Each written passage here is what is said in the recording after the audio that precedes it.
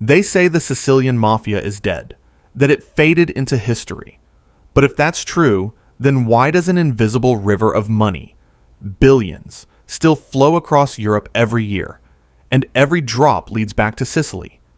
If the Mafia truly died, why is it still richer than over 100 countries? What if the most dangerous criminal empire no longer looks like crime at all? Tonight, you're not just watching a story. You're entering a financial system, one more advanced, more efficient, and more invisible than anything Wall Street ever built. Because the Mafia didn't disappear. It evolved. And the empire it built is something you were never meant to see. Sicily wasn't always a kingdom of shadows. Once, it was just a land of farmers, families, and sun-baked vineyards.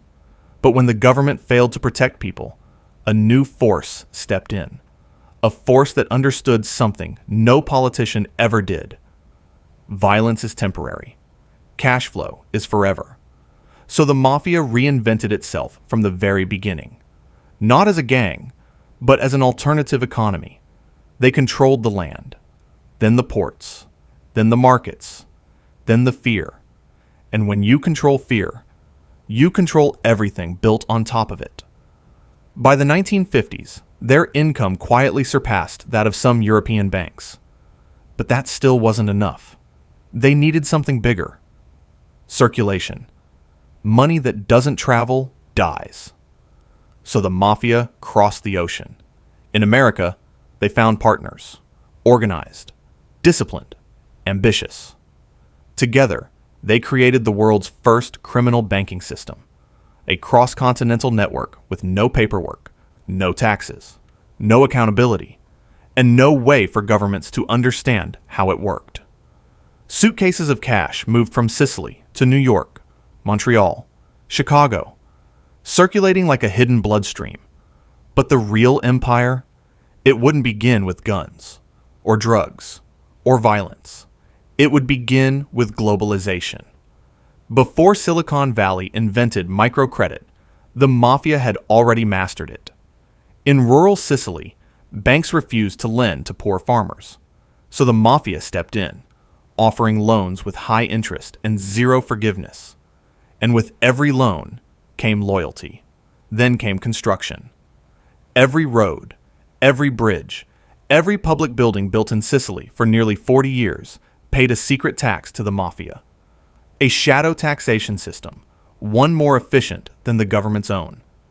Drugs? They avoided street dealing. Too messy. Too risky. Instead, they controlled importation and wholesale distribution. They built fake agricultural companies, fake fisheries, fake tourism agencies, and used them all to launder billions. But their most genius move? The pizza connection. Across the US and Europe, pizzerias became perfect laundromats. Cash-only businesses. High turnover. Low suspicion. Each pizza sold became a clean dollar. Each restaurant, a washing machine for dirty money. Billions passed through tomato sauce and mozzarella, and nobody suspected a thing. But while the world obsessed over gangs and gunfights, the Mafia made its quietest, smartest shift yet.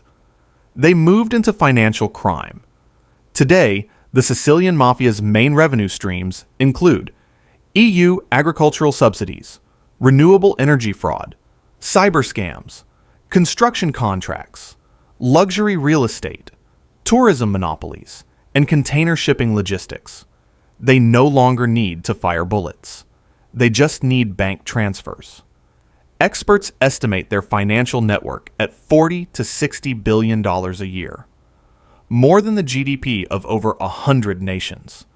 And for a moment, it seemed unstoppable, until one man saw through the illusion. Judge Giovanni Falcone.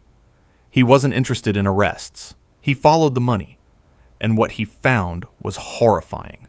The Mafia had deeply infiltrated banks, corporations, local councils, foreign companies, and even parts of the government itself. It wasn't an organization anymore. It was an economy. Falcone's discovery sealed his fate. In 1992, he was assassinated on a highway outside Palermo, not just because he exposed the mafia, but because he exposed their system. His death forced Italy to confront a terrifying truth. The mafia wasn't just too violent to stop. It was too rich. Today, the Sicilian Mafia barely resembles the past. Its members don't hide in alleys. They meet in offices, wearing expensive suits, managing spreadsheets, running companies that look entirely legitimate. They own hotels, factories, casinos, trucking firms, agricultural estates, and entire blocks of luxury real estate. They own silence. They own influence. They own time. And the younger generation? They're not gangsters. They're lawyers, accountants, programmers, investors.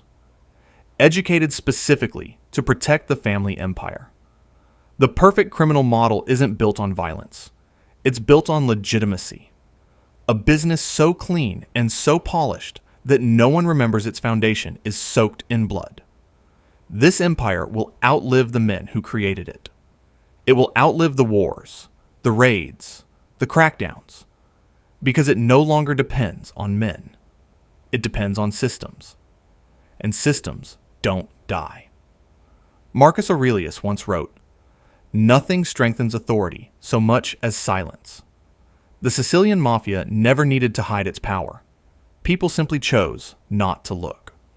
When communities outsource responsibility, when people choose convenience over integrity, and comfort over courage, evil grows quietly in the space they leave behind.